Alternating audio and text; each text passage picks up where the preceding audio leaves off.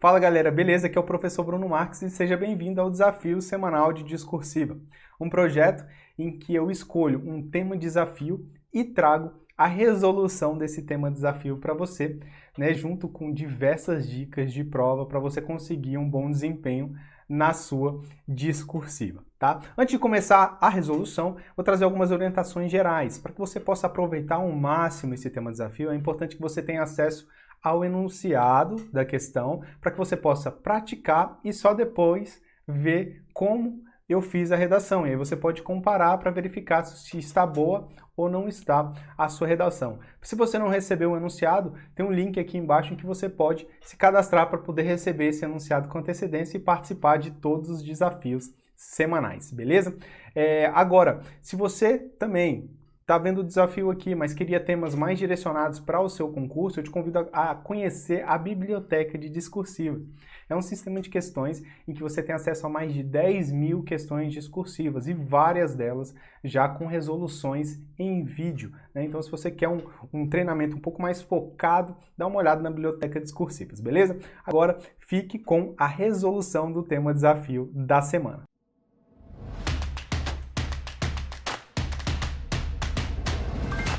Na aula de hoje a gente vai responder a uma questão adaptada para um modelo da banca Fundação Getúlio Vargas, para a FGV, para ser respondida em até 30 linhas.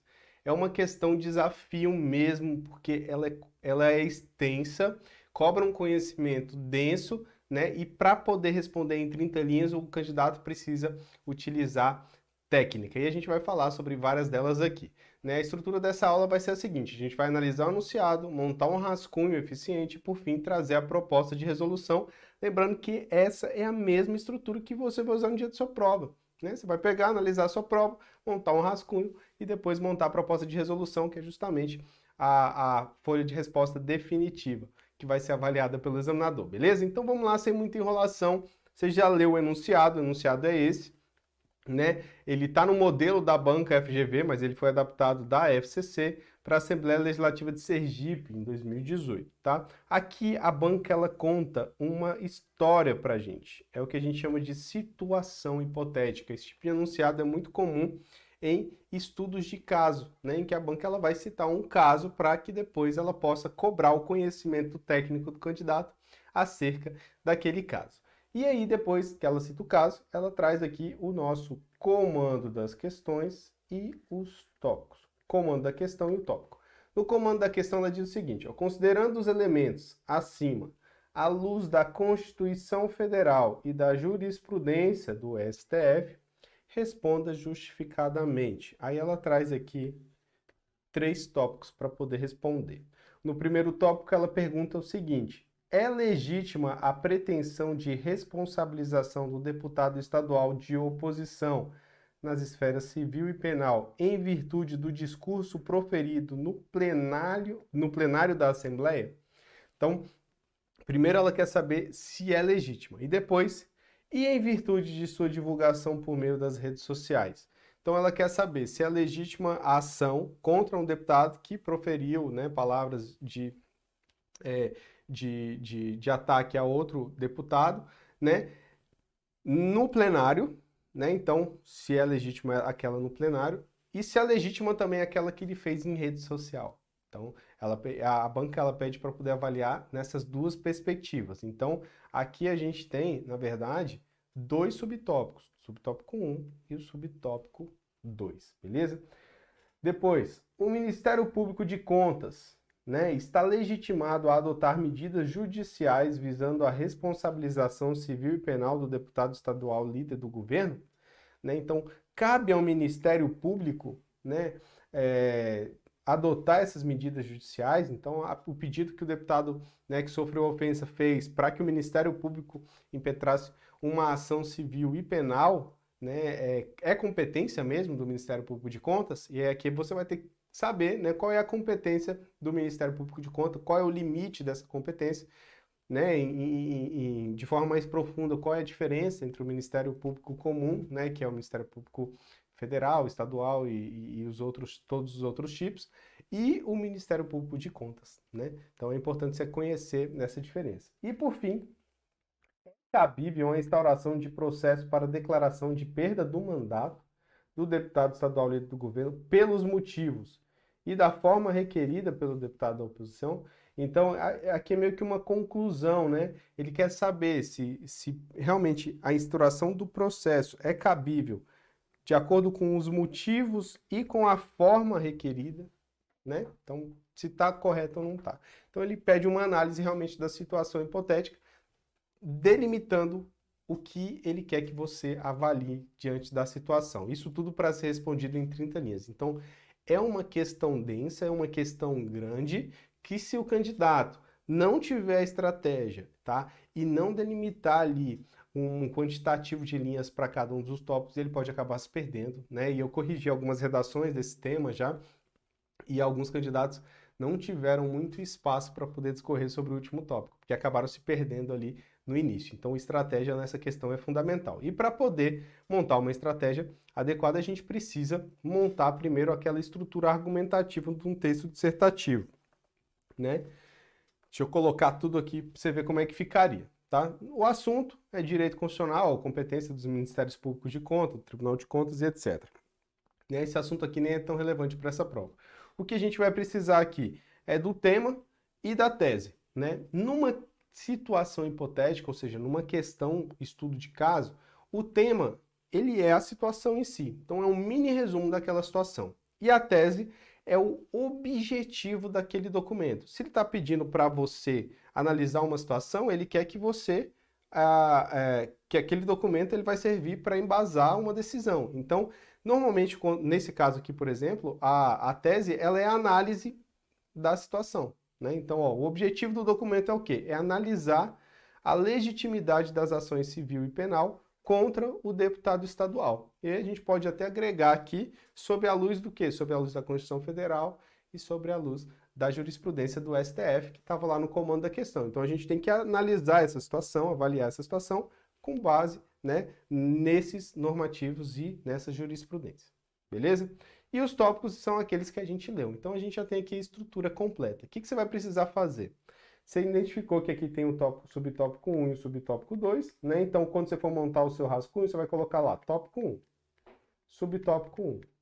É legítima a pretensão? Aí você vai falar, a pretensão aqui no discurso proferido no plenário?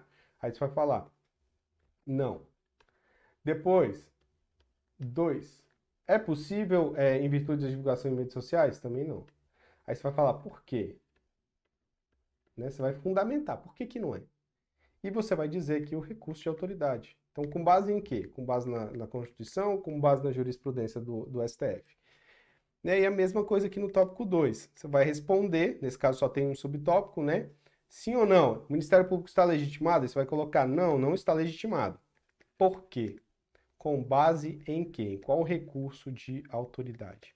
Né? Então você vai levantar essas informações e é nesse rascunho a mesma coisa aqui para o tópico 3. Depois que você fizer isso, você vai dividir o seu texto. Né? A estrutura padrão de um texto para poder responder o estudo de caso é introdução, desenvolvimento e conclusão. Porém, tá? E aqui já vai uma estratégia de prova para você.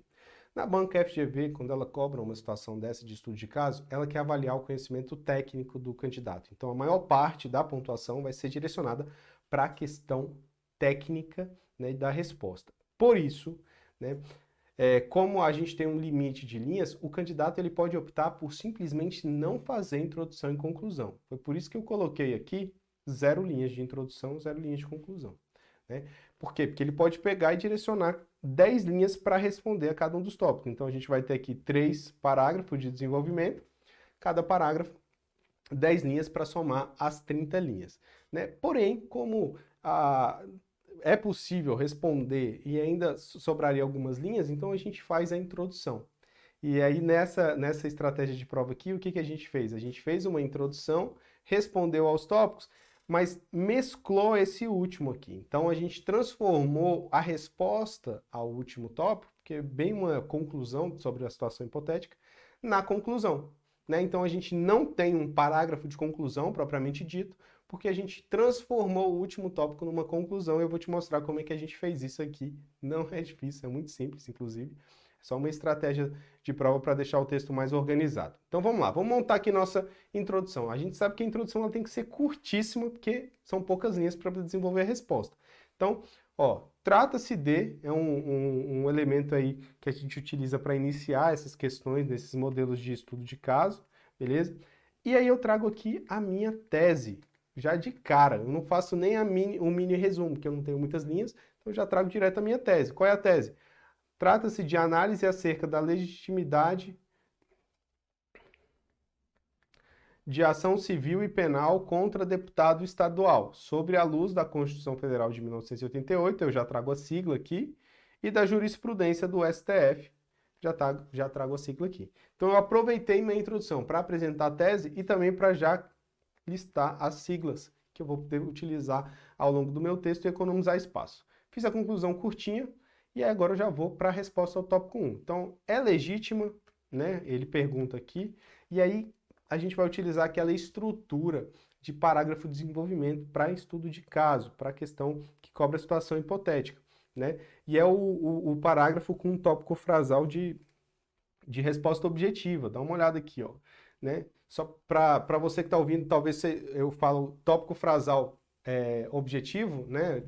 Com declaração objetiva, é porque na teoria tem diversos tipos de tópico frasal, né? Lembra? Tem vários tipos de tópico frasal. Esse daqui é um dos tipos de tópico frasal que você pode utilizar em estudo de caso, né? Então é uma das técnicas que a gente pode utilizar para montar um parágrafo de desenvolvimento. Então vamos lá, começou aqui, ó, preliminarmente, defende-se que é ilegítima a pretensão de responsabilização do deputado estadual de oposição em virtude do discurso proferido na Assembleia e nas redes sociais. Então, meu tópico frasal aqui, ele é uma resposta objetiva ao que foi solicitado. É legítima a pretensão? Não, não é legítima a pretensão. Nem no discurso proferido no plenário, nem no discurso proferido nas redes sociais, né? Na divulgação feita nas redes sociais. Então, em nenhum dos casos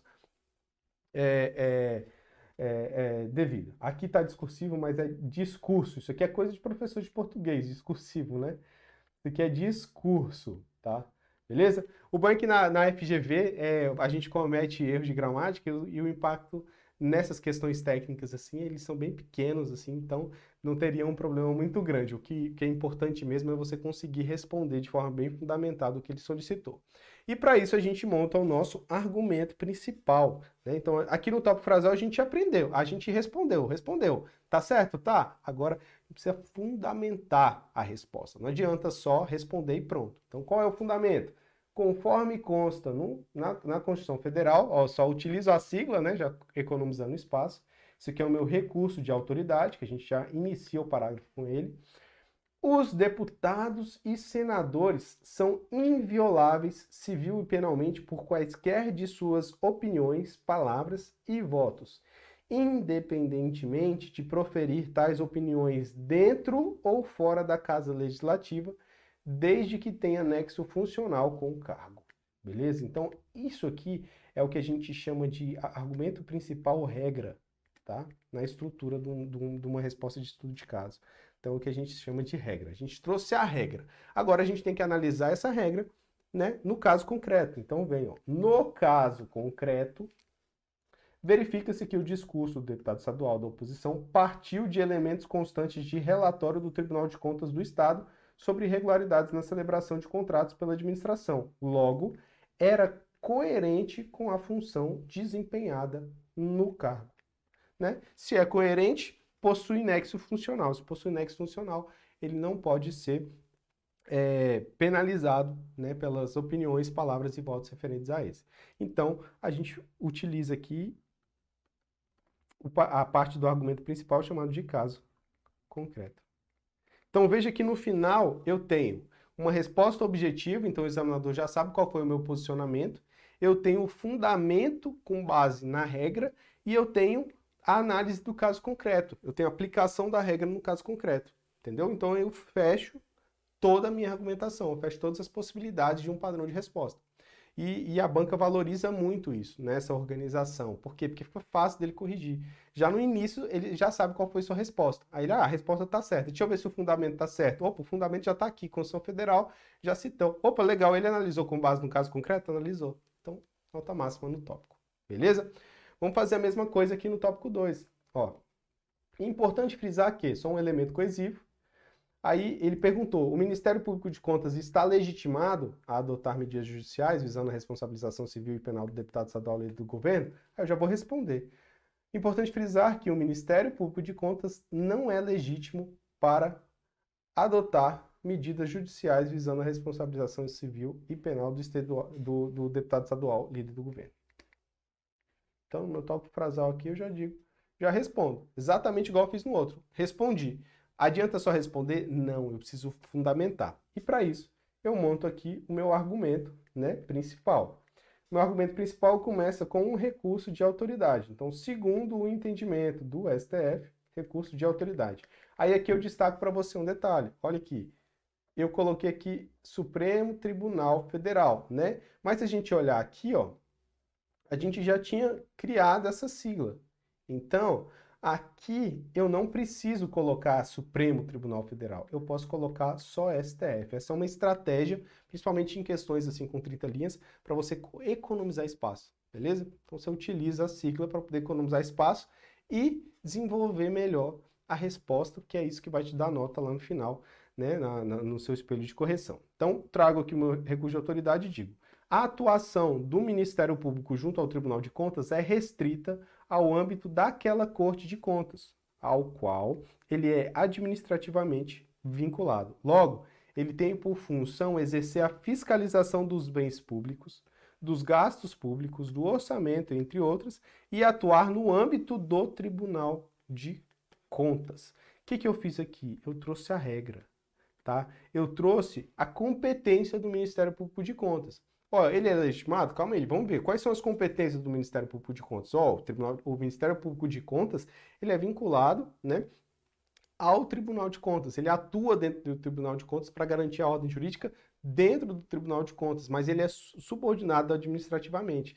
Caso tenha que fazer uma ação, né, penal ou civil contra um deputado, tal ação vai ser impetrada pelo Ministério Público Comum, né, ou pelo Ministério Público Estadual, pelo Ministério Federal, enfim, tem que verificar qual é a competência de cada um deles, mas não é do Ministério Público de Contas. Por quê? Porque ele atua dentro do Tribunal de Contas. Então ele verifica alguma irregularidade voltada ali ao orçamento, a contas e tudo, ele pega e denuncia dentro do Tribunal de Contas para o Tribunal de Contas apreciar, né? Ele pede vista de processo e tudo mais dentro do Tribunal de Contas. Beleza?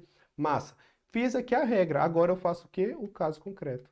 Por isso, na situação analisada, ó, houve um equívoco do deputado de oposição ao solicitar que o Ministério Público de Contas tomasse medidas cabíveis para promover a responsabilização civil e penal. Então veja, tópico frasal, respondi. Argumento principal, trouxe o fundamento legal, o entendimento do STF, e analisei com base no caso concreto, para poder confirmar essa minha resposta. Se eu tivesse espaço ainda, eu podia trazer um fechamento para reforçar o que eu disse no meu tópico frasal. Porém, a gente só tem 30 linhas, né? Não dá para a gente poder ficar gastando linha à toa, se não falta espaço lá no final, beleza? Vamos para o tópico 3, último tópico. E esse tópico é o que a gente transformou em conclusão. Sabe o que eu fiz para poder transformar em conclusão esse parágrafo? Algo extraordinário. Dá uma olhada aqui, ó. Eu coloquei um elemento conclusivo no início.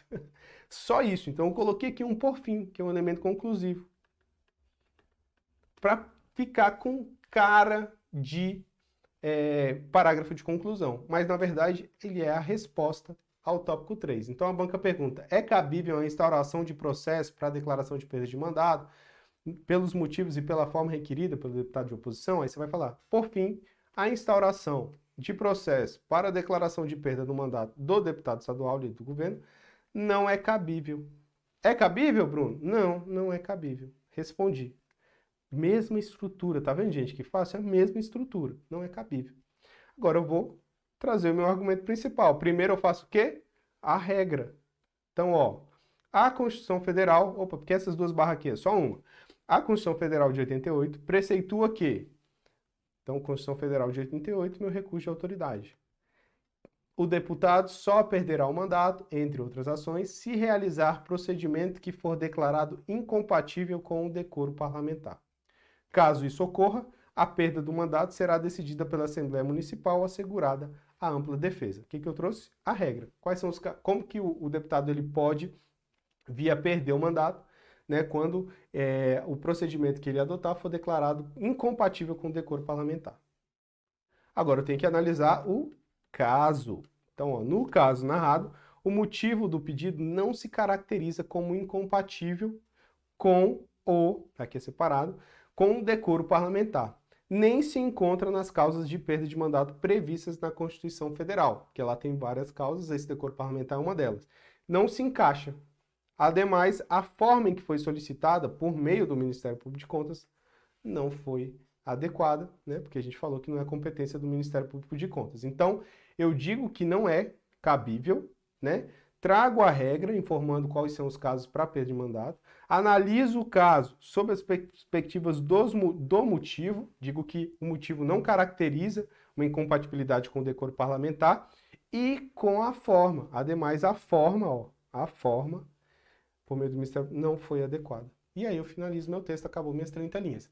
Mas veja que a estrutura, a técnica, ela é fundamental. Fica mais fácil, é mais rápido de você responder, porque você já sabe o que você tem que colocar. Fica mais fácil para o examinador na hora que ele estiver corrigindo, porque ele vai encontrar as informações fáceis. E se ele lê o primeiro parágrafo de desenvolvimento, viu que você utilizou essa estrutura, e você repete a mesma estrutura em todos, fica mais fácil ainda, porque ele já sabe onde que ele vai procurar cada uma das respostas. Então, aplicando essa técnica, sua redação ela tem mais chances de conseguir uma nota boa. Beleza? Se tiver ficado com alguma dúvida, você pode mandar mensagem lá no meu Instagram, no Telegram ou em qualquer uma das plataformas do Você Concursado. Um forte abraço e bons estudos.